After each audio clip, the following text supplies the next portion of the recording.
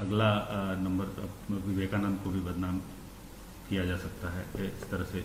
देखिए, जो आरएसएस के सरसंचालक हैं जनाब मोहन भागवत, वो हमेशा आधा सच और पूरी झूठ बोलते। वो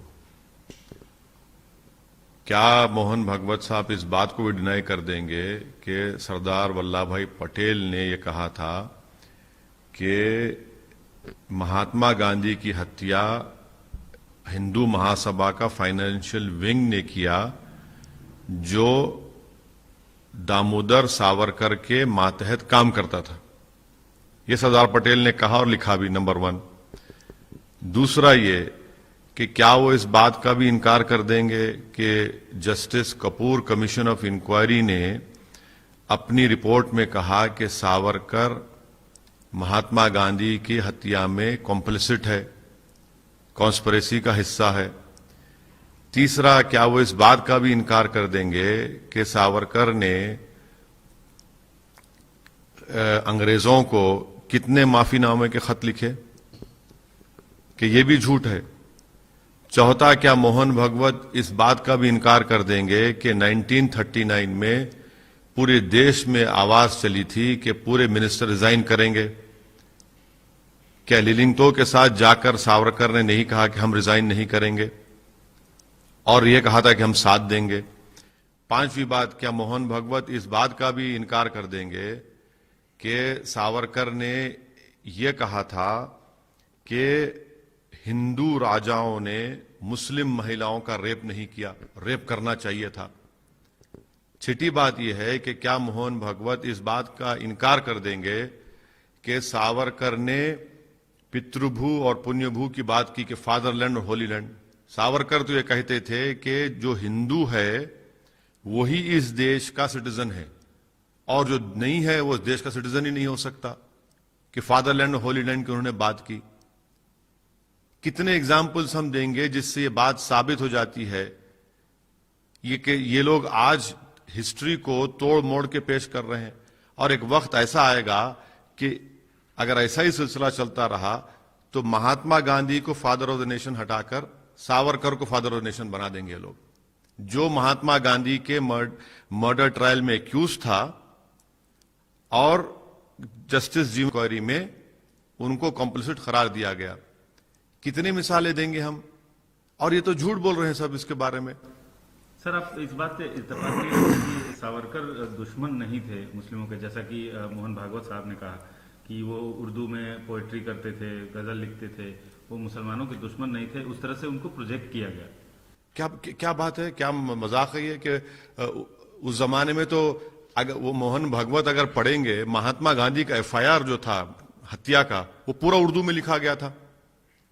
तो क्या कहेंगे फिर, उर्दू में लिखा गया तो क्या बात कर रहे हैं? वो तारीख नहीं पढ़ते, अगर पढ़ के नहीं बोल रहे हैं या नहीं जानते हैं तो हम तो जानते हैं ना। महात्मा गांधी की हत्या का जो एफआईआर था उर्दू में था, और सावरकर की उर्दू के बारे में क्या बोलते थे सावरकर? उर्दू को तो सब हिंदुओं ने, हर मजहब के लोगों ने उसको प्रमोट किया। सावरकर तो उर्दू के भी खिलाफ थे, वो तो रिकॉर्डेड फैक्ट है। क्या सावरकर ने नहीं कहा कि यहूदियों को जर्मनी में ब्लेम किया गया? उन्होंने कहा कि जर्मनी जो यहूदियों से, यहूदियों को ब्लेम किया उन्होंने। कि सावरकर ने बात नहीं कही? ये बात ये कौन सी मिसालें देंगे आपके? कितनी पूरी एक लंबी फेरिस्त है उनकी कि वो तो फैशिज्म और नाजिज्म को मानते थे सावरकर। सर, लेकिन आप बार बार चले गए, ये भी बात उन्होंने कही, जो विभाजन के बाद चले गए उनकी पाकिस्तान में कोई इज्जत नहीं है, लेकिन जो हिंदुस्तान के मुसलमान हैं वो अपने हैं। तो इस बात से आपको क्या तकलीफ होती है? वो तो सही बात बोल रहे हैं ना कि अपने। देखिए, यही तो हम बता रहे हैं आपको। एक तरफ मुंबई में अपनी तकरीर में कहते कि इस्लाम आया हमलेवारों की तरफ से, वो भी झूठ है। हमने बता दिया कि इस्लाम आया केरल में, जिस मस्जिद का फोटो मोमेंटो मोदी जी ने सऊदी अरब के बादशाह को दी। फिर दूसरी तरफ ये सावरकर की तारीफ करते हैं। सावरकर हिंदुत्व की आइडियोलॉजी में अपनी किताब में क्या लिखते हैं? फादरलैंड और होली लैंड। सावरकर की पूरी एक तारीख है, पूरा है ना। और फिर सावरकर महात्मा गांधी की हत्या में कॉम्प्लिसिट है, क्या उसको नहीं मानेंगे? अगर जस्टिस कपूर कमीशन की इंक्वायरी को नहीं मानते तो फिर मैं चैलेंज करूं आरएसएस को, बताएं कि पंडित दीनदयाल उपाध्याय की हत्या के बाद आपने कमीशन ऑफ इंक्वायरी मांगना था, चंद्रचूड़ कमीशन ऑफ इंक्वायरी बनी।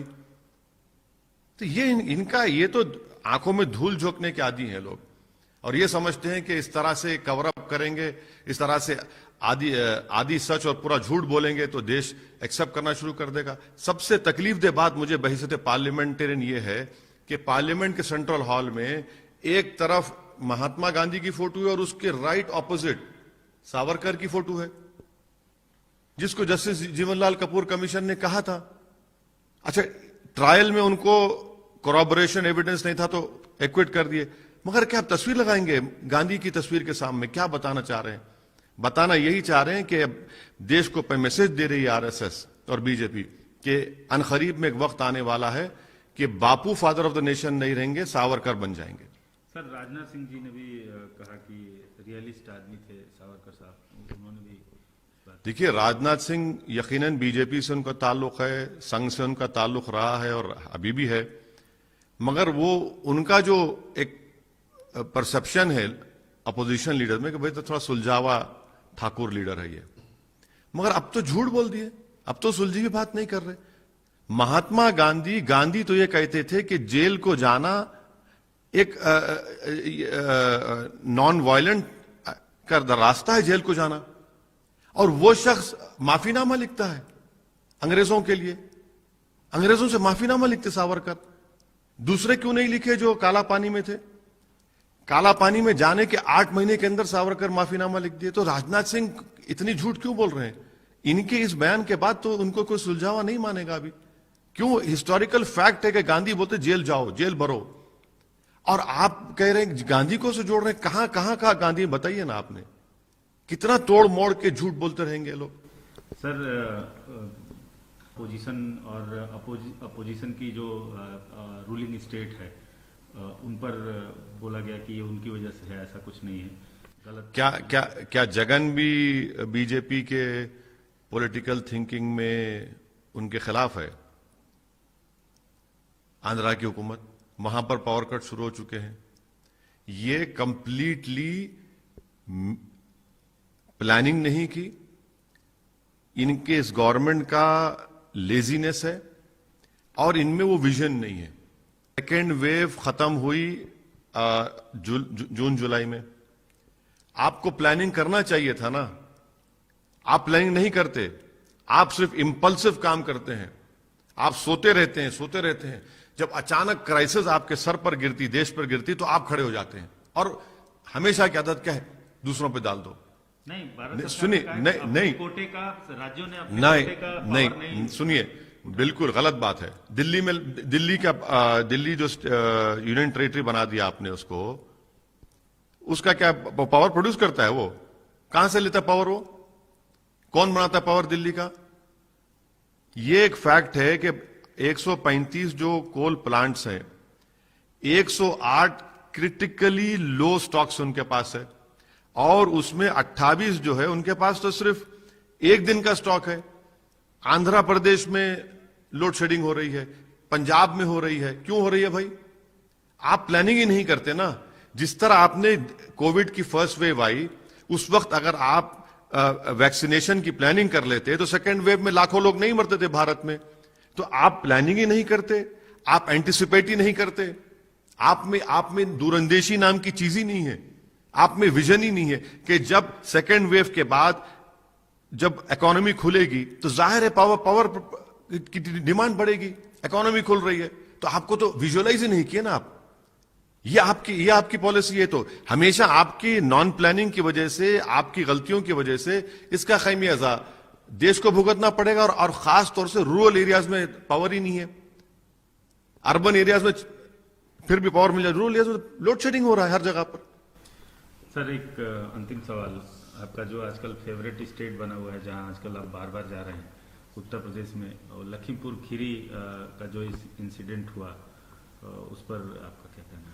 नहीं, यकीनन उत्तर प्रदेश हम भारत का हर चप्पा चप्पा हमारे लिए फेवरेट है। आप क्यों सिर्फ उत्तर प्रदेश को बना रहे हैं?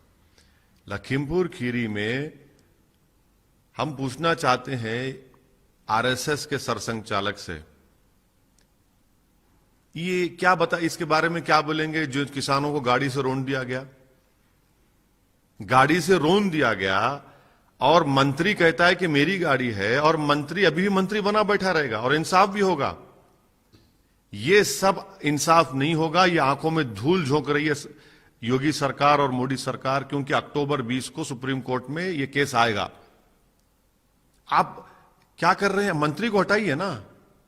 वो लोग कहां हैं? वो जो 2 लोग जिनको किसानों ने पकड़ कर दिया था, आपने उनको अभी तक प्रोड्यूस नहीं किया। तो पूरी तैयारी हो रही है इनको बचाने के लिए, और जब तक वो मंत्री पद पर रहेंगे, मुझे यकीन है कि जो 5 किसान मारे गए, उनसे इंसाफ नहीं होगा।